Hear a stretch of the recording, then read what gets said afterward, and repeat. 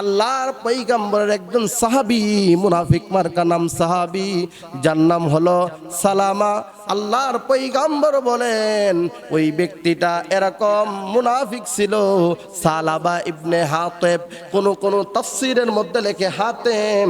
এই আল্লাহর বান্দা বিশ্ব নবী রহমাতুল লিল আলামিনের দরবারে গেছেন, যে বলে নবী গো, ও নবী, আপনি যদি আমার জন্য একটু দোয়া করতেন, আমি বড় মালদার মাল পাটি হয়ে যাইতাম।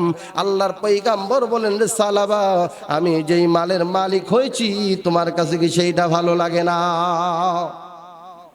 এই কথা বলার পরে তিনি বলেন, কিছুক্ষণ পরে আবার আসছে, নবী গো, আপনি দোয়া করলে, কারণ মুনাফিকের কথা হইল আমি মালওয়ালা হই। কারণ নবী মুখ দিয়া যেইটা বলবে আমার আল্লাহ সেইটা শুনবে, এর মধ্যে কোনো সন্দেহ না। এই সালাবা ইবনে হাতেম আল্লাহর পয়গম্বরকে ফুসলাইয়া বিরক্ত করিয়া আল্লাহর পয়গম্বর বিশ্বনবী রহমাতুল লিল আলামিন দোয়া করলেন, আল্লাহ গো, অমুকরে তুমি মাল দাও, সর্বোপরি তাকে যত পরিমাণ সম্পদ লাগে তুমি সম্পদ দিয়ে দাও।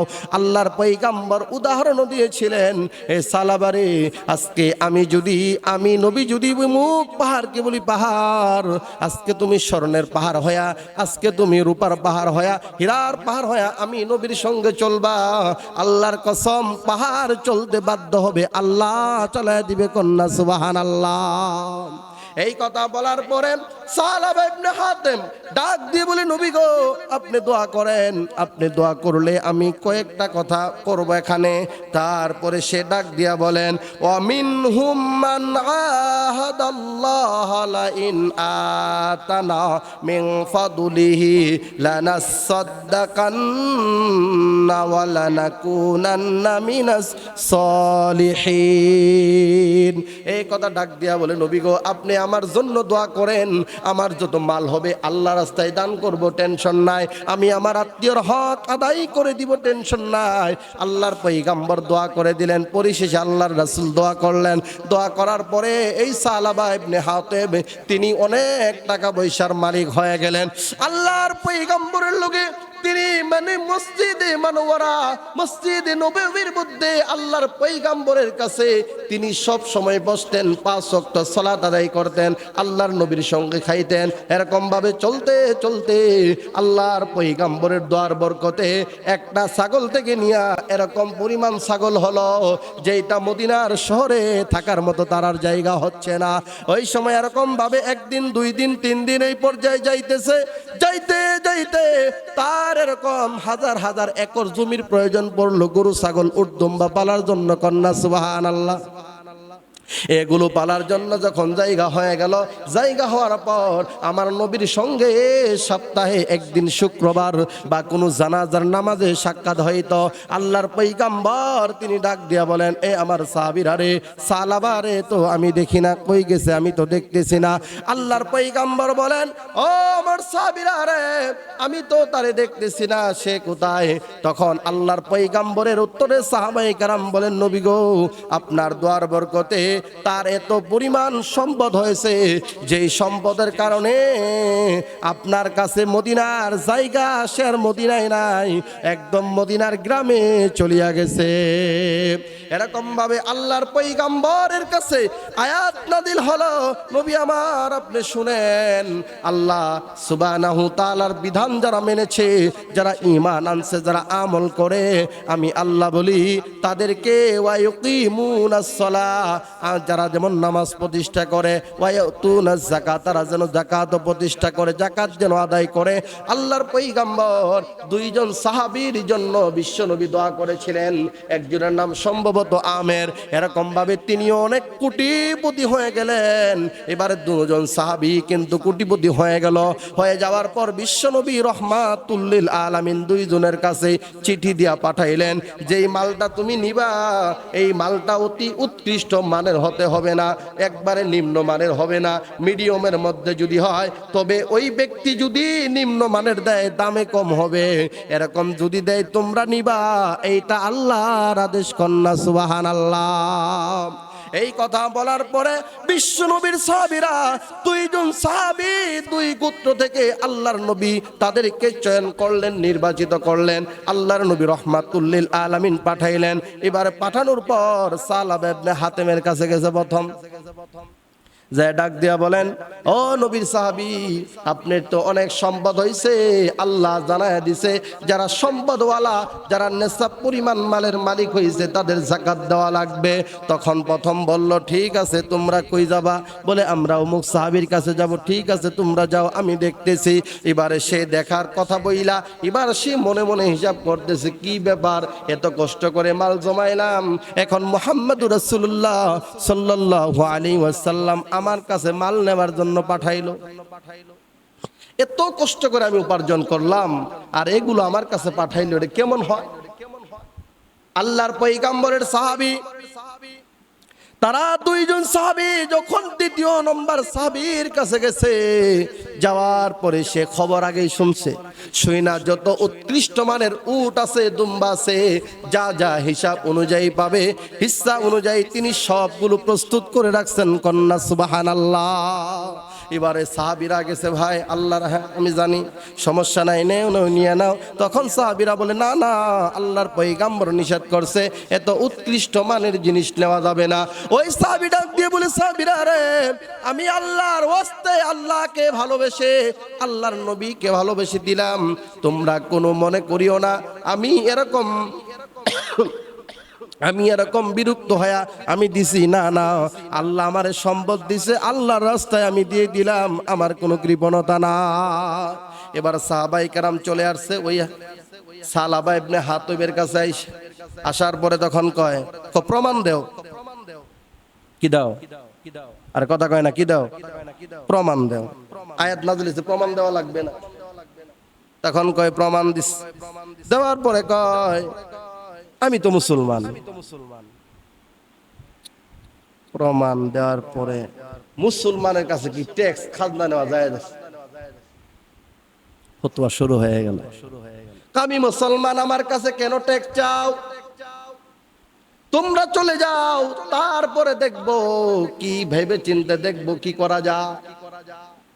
এবারে আল্লাহ তাআলার কাছে জিব্রাইল পাঠায় দিয়ে, আল্লাহ তাআলা রাসূলের কাছে জিব্রাইল আমিন পাঠাই দিয়া ডাক দিয়া কয়, নবী আমার, আপনি ওই সালাবা ইবনে হাতিবের কোনো যাকাত আমি আল্লাহ কবুল করব না, আপনিও সেটা গ্রহণ করবেন না। আল্লাহর পয়গম্বর বলেন, ওয়াইলাকা সালাবা, সালাবা তো ধ্বংস হয়ে গেছে। কারণ সাহাবীরা সমস্ত ঘটনা, লম্বা ঘটনা মুখতাসার করে বললাম। সাহাবীরা এসে বলছে, নবী এমন এমন, আল্লাহর নবী অনেক কষ্ট পাইছেন। কষ্ট পাওয়ার পর তিনি বলেন, ওই এলাকা সে তো ধ্বংস হয়ে গেছে। আল্লাহ তাআলা সঙ্গে সঙ্গে আয়াত নাজিল করে জানায় দেয়, কয়, নবী আমার, আপনি সালাবা ইবনে হাতিবের কোনো মাল গ্রহণ করতে পারবেন না। এইভাবে যখন এই অর্থ দ্বিতীয় নম্বর আরো একটা আয়াত নাজিল হলো, ফালাম মা আতাহুম মিন ফাদলিহি বাখিলু বিহি ওয়া তাওয়াল্লাউ ওয়া হুম মুরিদুন। এই আয়াত যখন নাজিল হলো, সাহাবার নিকটতম একজন, তার বংশের একজন লোক বসা, আল্লাহর পয়গম্বরের চেহারা লাল বর্ণ হয়েছে, রাসূলের চেহারা কাঁপতেছে। এমন যখন বসতেছে, বোঝার পরে সাহাবা নিকটতম আত্মীয় লোক দৌড়ায় গেছে সাহাবার কাছে। এ সাহাবা, তোর বিরুদ্ধে আল্লাহর আয়াত নাজিল হয়েছে। সাহাবার মনের মধ্যে কম্পন শুরু হয়ে গেছে, পুরা শরীর কাঁপতেছে। মাল লয়া এবারে বিশ্ব নবীর কাছে দৌড় দিছে, ডাক দিয়া কই, নবী, ও নবী, আমার মালগুলো গ্রহণ করুন। আল্লাহর নবী কই, সাহাবা রে, তোর জন্যই বড়ই আফসোস। এ সাহাবা, তোমার জন্যই বড় আফসোস রে সাহাবা। আমি মাল নিব তো নিব কেমন করে? আমার আল্লাহ তোমার মাল নিতে আমাকে নিষেধ করে দিয়েছে। এই কথা বলার পরে সালাবা তো দিশেহারা। আল্লাহর নবী কিছুদিন পর দুনিয়া থেকে বিদায় নিয়ে চলে গেলেন। চলে যাওয়ার পরে এবার এই সালাবার মনের মধ্যে কিন্তু ভয় ভয়। সাইয়েদানা হযরতে আবু বকরের আমল যখন শুরু হয়ে গেল, খলিফাতুল মুসলিমিন আবু বকরের কাছে তার যাকাতের মাল নিয়ে আসছে। হযরত আবু বকর চোখের পানি ফেলে কয়, এ সালাবা, যেই মাল আমার নবী গ্রহণ করে নাই ওই মাল আমি আবু বকর কেমন করে গ্রহণ করব তুমি মনে করলা? যাও যাও, আমার দরবার থেকে তুমি বের হয়ে যাও, কারণ আল্লাহর লানত তোমার উপরে পড়ে গিয়েছে। এ সালাবা, তুমি যে টাটকা মুনাফিক, আমার আল্লাহ জানায় দিছে, এর জন্য তোমার কোনো যাকাত আমার নবী নেই নাই, আমার নবী নেই না। এইভাবে আবু বকরের যুগ যখন চলে গেল, উমরের যুগ যখন এসে পড়লো, হযরতে উমরের কাছে তিনি তার যাকাতের মালগুলো নিয়ে গেছেন। যাওয়ার পরে হযরত উমর কয়, সালাবা রে, তুমি কেমন করে ধারণা করলা আমি উমর তোমার যাকাতের মালগুলো নেব? কারণ যেই মাল আমার নবী নেয় নাই, যেই মাল আমার আগের যিনি খলিফা ছিলেন ও হযরত আবু বকর সে নেয় নাই, আমি কেমন করে নিব? আমার এইটা বুঝাস না, যাও যাও, দরবার থেকে বের হয়ে যাও। এরকম পর্যায়ে যখন হযরত উসমান রাদিয়াল্লাহু তাআলা আনহুর রাজত্বকাল চলে আসলো, খেলাফতকাল যখন চলে আসলো, হযরত উসমান রাদিয়াল্লাহু তাআলা আনহুর কাছেও নিয়ে গেলেন। নিয়ে যাওয়ার পর হযরত উসমান ডাক দিয়ে বলে, না, যেই মাল আমার নবী নেয় নাই, যেই মাল আবু বকর নেয় নাই, যেই মাল উমর নেয় নাই, আমি উসমানও নেব না। এরকম উসমান রাদিয়াল্লাহু তাআলা আনহুর আমলে এই মুনাফিক মার্কা সাহাবী এবার দুনিয়া থেকে বিদায় নিয়ে চলে গেছে। তাহলে বোঝা গেল আল্লাহ সুবহানাহু তাআলা বলেন, আমি যখন কোনো বান্দাকে মালের মালিক বানাই, মালিক বানায়ের পরানো বান্দা কি করে? যখন সুম্মা বাখিলু, যখন সে কৃপণতা করে, অতঃপর সে যখন এইটা গাদ্দারি করে, সে মনে করে এইটা আমার ভাইয়েরা রে, আপনি যত বড় প্রাসাদের মালিক হন না কেন, এই মুহূর্তে মারা গেলে ওই প্রাসাদ থেকে এক চিমটি সিমেন্টের কোনা, বালির কণাও আপনার আমার কবরে দেওয়া হবে না। কথা বলেন ঠিক না বেঠে? এর জন্য আমার ভাইয়েরা, এইভাবে সালাবা ইবনে হাতিব যিনি বিশ্বনবীর সঙ্গে চলেছেন, পরিশেষের রেজাল্ট হলো আল্লাহ সুবহানাহু তাআলা বলেন, মুনাফিক হয়ে যদি মারা যায় তার স্থান চিরস্থায়ী জাহান্নামের মধ্যে কোনো সন্দেহ নাই। এর জন্য আল্লাহ সুবহানাহু তাআলা এখানে লম্বা আলোচনা, আল্লাহ সুবহানাহু তাআলা ডাক দিয়া বলেন, বান্দা শোনো, তোমরা যারা এমন করবা, এমন করার পরে আমি আল্লাহ তাদের জন্য কি রাখছি জানো নি? আমি আল্লাহ তাদের জন্য রেখে দিয়েছি যন্ত্রণাদায়ক শাস্তি। আরো একজন মুনাফিক নেতা আব্দুল্লাহ ইবনে উবাই ইবনে সুলুল বিশ্বনবীর দরবারে সব সময় পড়ে থাকতেন। মূলত ওই যুগে 12 জন টাটকা মুনাফিক ছিল। ওই মুনাফিকদের বাপ ছিল, মানে লিডার ছিল আব্দুল্লাহ ইবনে উবাই ইবনে সুলুল, সেই ছিল লিডার। তার সন্তানের নাম হলো আব্দুল্লাহ। আল্লাহর পয়গম্বরের কাছে আব্দুল্লাহ একদিন আসছেন, কারণ বাপ তার সন্তানের সামনে মুহাম্মদকে নিয়ে উচ্চ রটনা করে বলেন, তো আপনার আমার বাবা সাধারণ বাবা, কৃষক মানুষ বা শিক্ষিত মানুষ বা কোটিপতি হোক না কেন, আপনি একটা ফকির অসহায় যদি হয়, তার সন্তানের সামনে তার বাবার বদনাম করা যায় না। সন্তান প্রতিবাদ করে, কথা বলেন ঠিক না? কিন্তু আল্লাহর পয়গম্বরের সামনে, আল্লাহর পয়গম্বরের সাহাবীর সামনে তার বাপ আব্দুল্লাহর বাপ আব্দুল্লাহ ইবনে উবাই ইবনে সুলুল, তার দাদার নামও ছিল আব্দুল্লাহ। এই আব্দুল্লাহ ইবনে উবাই ইবনে সুলুল আল্লাহর নবীর সাহাবী, অর্থাৎ তার ছেলের সামনে নবীকে নিয়ে কুচ্ছ রটনা করত। এর জন্য তিনি একদিন আসছেন, ডাক দিয়ে বলে, নবী গো, ও বিশ্ব পয়গম্বর, আমারে আপনি অনুমতি দেন। বলে, কি করতে চাও? বলে, আমি আর আমার ওই বেয়াদব বাবাকে দুনিয়াতে রাখবো না। বলে, কি করতে চাও? বলে, নবী আমারে অনুমতি দেন, আমি বিশ্ব নবীর সাহাবী হিসাবে আমার বেঈমান বাপকে আমি দুনিয়া থেকে বিদায়, মানে হত্যা করতে চাই। আল্লাহর নবী বলে, না, তোমার বাবা মুরতাদ হোক, কাফের হোক, বেঈমান হোক, সে তো তোমার জন্মদাতা পিতা, তার লগে তুমি ভালো ব্যবহার করো, ভালো কথা বলো, তার লগে তুমি দুর্ব্যবহার করিও না। এই কথা যখন বলছেন, আমাদের কি দিবে বড় সম্মানী পাওনা দিবে। তখন আল্লাহ তাআলা এখানে আমাদের প্রথম মুনাফিক সংক্রান্ত বিষয় নিয়ে আল্লাহ দেখাইলেন মুনাফিক পুরুষ মুনাফিক নারী তারা উভয় সমান। পরে আয়াতে আল্লাহ বলেন মুমিন নারী মুমিন পুরুষ কি সমান, মুনাফিক করলে এমন পাবা আর মুমিন হইলে এমন পাবা, আল্লাহ বলে দিছে না। তখন আল্লাহ তাআলা বলতেছে যারা এখনো আপনার বাণী শোনার পরেও যারা তারা পরিবর্তন হচ্ছে না, আল্লাহ এখন ডাইরেক্ট রাসূলকে আল্লাহ আদেশ করে দিলেন। কি আদেশ? আল্লাহ সুবহানাহু ওয়া তাআলা বলেন ইয়া আইয়ুহান নাবিয়্যু জাহিদিল কুফফারা ওয়াল মুনাফিকিনা ওয়াগলুজ আলাইহিম মাআওয়াহুম জাহান্নাম ওয়া বিসাল মাসির। আল্লাহ সুবহানাহু ওয়া তাআলা বলেন হে আমার হাবিব, হে আমার পেয়ারা নবী, নবী মুহাম্মদুর রাসূলুল্লাহ সাল্লাল্লাহু আলাইহি ওয়াসাল্লাম, আপনি ওই মুনাফিক ওই কাফেরদের বিরুদ্ধে আপনি পয়গম্বর তাদের বিরুদ্ধে যুদ্ধ ঘোষণা করুন। কার আদেশ? আওয়াজ দিয়ে বলেন কার আদেশ? আল্লাহ সুবহানাহু ওয়া তাআলা বলেন শুধু তাই নয়, আপনি তাদের উপরে এরকম ভাবে রাগ করবেন, এরকম ভাবে গুসা করবেন, এরকম ভাবে ক্ষান্ত হবেন, এরকম ভাবে রাগ দেখাবেন যেইটা মূলত জালেমরা যেন জানে আল্লাহ সুবহানাহু ওয়া তাআলা রাসূল যেমন নরম তেমন গরম। এর জন্য আল্লাহ বলেন নবী আমার শুনেন, আমি আল্লাহ তাদেরকে দিব কি দিব, ওয়া মাওয়াহুম জাহান্নাম, আমি আল্লাহ তাদের স্থান বানাবো জাহান্নাম। আল্লাহ বলেন ওয়া বিসাল মাসির, আর সেটা হবে তাদের জন্য লাঞ্ছনাদায়ক জায়গা। তারপরে আল্লাহ সুবহানাহু ওয়া তাআলা বলেন এ বান্দারা শোনো, তারা কথায় কথায় কসম কাটে। সমাজ এমন লোক আছে না না? কথা বলেন আছে না না? সমাজের মধ্যে এমন লোক আছে, আল্লাহ সুবহানাহু ওয়া তাআলা ডাক দিয়া বলেন ইয়াহলিফুনা বিল্লাহি মা ক্বালু, এই মুনাফিকরাও কথায় কথায় আল্লাহ সুবহানাহু ওয়া তাআলার বিষয়ে তারা কসম খায়। একদিন বিশ্ব পয়গম্বর জনাবে মুহাম্মদুর রাসূলুল্লাহ সাল্লাল্লাহু আলাইহি ওয়াসাল্লামের সঙ্গে মুনাফিকরা যখন চলতেছে রাসূলের লগে এক প্লেটে খানা খায়, রাসূলের লগে চলে, রাসূলের লেগে লেনদেন সব দিক দিয়ে ভালো, কিন্তু মুনাফিকরা বিশ্ব পয়গম্বরের লগে চলে মূলত উপরে উপরে, কিন্তু ভিতরগত তাদের মুনাফিকি, তারা বিশ্ব নবীকে হত্যা করার জন্য তারা পরিকল্পনা করছে। কন্যা নাউজুবিল্লাহ।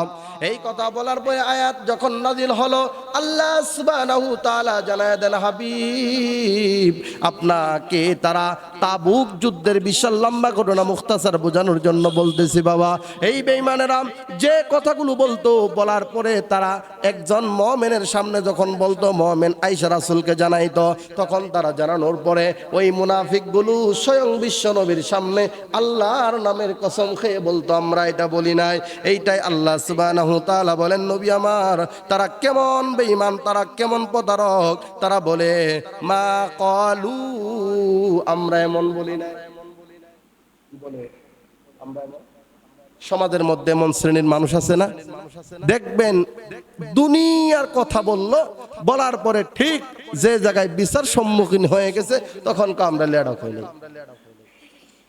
যদি কয় যা মসজিদে কল মসজিদে যাবো, যদি কোরআন শরীফ নে কল হ্যাঁ কোরআন শরীফ নিম, আছে না নাই?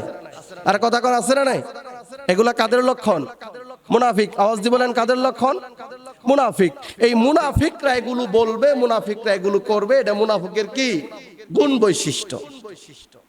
এর জন্য আল্লাহ সুবহানাহু ওয়া তাআলা বলেন বান্দা শোনো, আল্লাহর পয়গম্বর বিশ্বনবী রাহমাতুল লিল আলামিন যখন তাবুক যুদ্ধে যাবেন, এর জন্য কয়েক জায়গায় মিথ্যা বলা তো হারাম, কয়েক জায়গায় মিথ্যা বলে সংশোধন করা ইসলাম অনুমোদন দিয়েছে। এক নাম্বার হলো আপনি যে জায়গায় আল্লাহর পয়গম্বর যখন যুদ্ধ বিগ্রহ করার জন্য যাবেন, যাওয়ার পরে সাহাবায়ে কেরাম জিগাইতেন নবী আমার আজকে কোন দিক দিয়ে যাইবেন, ওই সময় মুনাফিকরা থাকতো, আল্লাহর পয়গম্বর ডাক দিয়ে বলতো সাহাবীরা রে আজকে তো অমুক জায়গা দিয়ে যাব, তখন মুনাফিকের নেটওয়ার্ক নিত, নিয়া বলতো মুহাম্মদ অমুক জায়গা দিয়ে যাবে, তার দরবল নিয়া তোমরা তাকে হত্যা করার জন্য প্রস্তুতি নাও। কন্যা নাউজুবিল্লাহ। কিন্তু দেখা গেছে আল্লাহ রাসূল আরেক রাস্তায় নিয়েছেন। সাহাবায়ে কেরাম জিগাইলেন, ইয়া রাসূলুল্লাহ, ইয়া হাবিবাল্লাহ, আপনি তো অন্য রাস্তা নেন না, আজকে এমন কেন হইল? ওই সময় বিশ্ব নবী বলেন, আল্লাহ তাআলা জিবরাইল আমিন মাধ্যমে আমাদের জানায় দিছে মুনাফিকরা আমার রাস্তা ফলো করবে, এজন্যই আমি এই কথা বলে দিয়েছি। আর নাম্বার দ্বিতীয় হলো, আল্লাহর পয়গম্বর বলেন, ও উম্মতেরা শোনো, দ্বিতীয় নাম্বার হলো কোন ভাই ভাই আত্মীয় স্বজন দ্বন্দ্ব লাগে কি লাগে না? এখন মনে করেন আপনারা দুই ভাই মারামারি করছেন, আপনার লগেও কথা নাই, হের লগেও কথা নাই, তৃতীয় পক্ষ একজন লোক আসছে, আইসা মিথ্যা কথা বলতেছে। কি বলতেছে? ও ভাই শোনো, তোমার ভাই আমারে বলছে তুমি এমন করো না, তোমার জন্য এটা আছে। আবার তো আপনার কথা হের কাছে যায়, অর্থাৎ এক কথাই ভাই ভাই যেন খুনাখুনি, যেন মারামারি না হয়, রাহাজানি খুন ডাকাত চিন্তাই যেন না হয়, এর জন্য একজন তৃতীয় পক্ষ লোক থাইকা দুই ভাইয়ের মধ্যে সামঞ্জস্যতা মিল করে দিল।